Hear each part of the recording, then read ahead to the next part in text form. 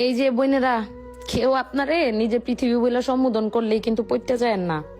আবার কেউ আপনারে পৃথিবীর সব শোকাইন না দিবে এরকম স্বপ্ন দেখাইতেছে, তাহলে সেই কথায় কখনো বিশ্বাস করেন না। আবার কেউ আপনারা বলতেছে যে আপনারা রানী বানায় রাখবে, সেই স্বপ্ন যদি সে আপনাকে দেখায় তাহলে সেই স্বপ্ন ভুলেও আপনি দেখেন না। একটা কথা সব সময় মনে রাখবেন, এই দুনিয়ার সবকিছু টেকেন ফর গ্রান্টেড।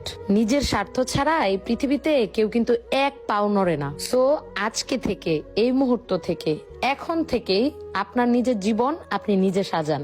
আপনি আজকে থেকে আপনার জীবন সুন্দর করার স্বপ্ন দেখেন, পরিকল্পনা করেন, সিদ্ধান্ত নেন।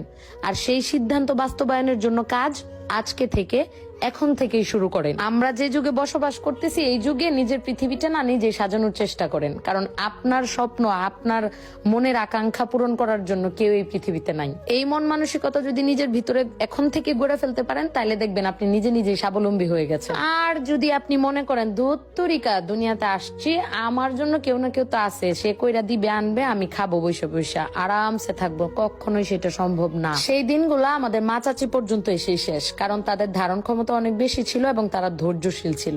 আমাদের ভেতরে ধৈর্যের মালো মুসিবত নাই, আর আমরা তো অনেক কিছুই